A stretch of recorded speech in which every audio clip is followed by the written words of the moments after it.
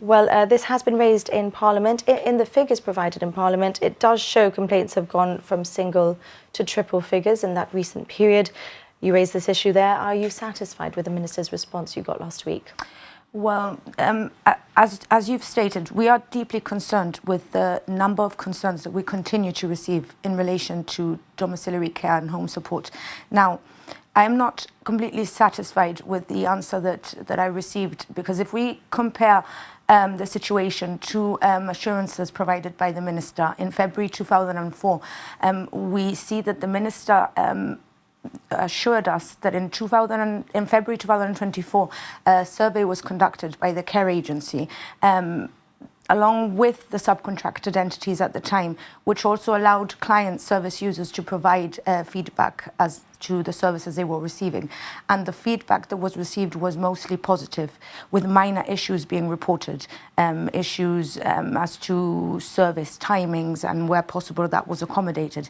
Now, that was the assurances that was provided by the Minister at the time. Now, we fast forward to October, the period of October to December 2024, we see these figures, which are significantly high, and we see that the issues that are being reported are more major issues. There are issues of continuity of care, issues of services not being provided, issues of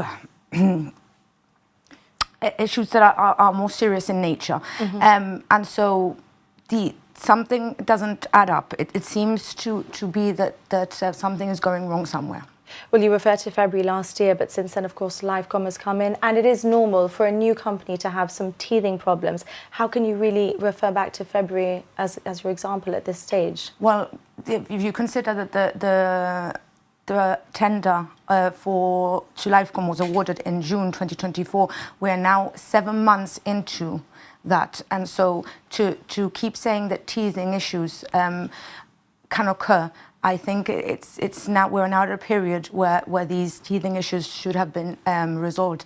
And in any event, the government should have ensured that the mechanisms were in place to guarantee a seamless transfer, because indeed, when the government issued the press release about the tender being awarded, it did assure that there would be a seamless transition of services. And what we have seen is far from a seamless transition of services. It's all well and good to criticise, but what would you actually do differently? Well, if we were in government, this is one of the first things that we would have done. We would have ensured that the mechanisms would have been in place to ensure a seamless transition of services, so that we wouldn't have been seeing the issues that we continuously see in relation to what seems to be a deterioration in home support and domiciliary care, instead of what should have been an improvement to these services, and what was indeed promises made by the government to better continuity of care and a seamless transfer of services. Are you perhaps jumping on issues a bit too quickly and not giving the Minister the space she needs to deal with them? Well, I think 7 months into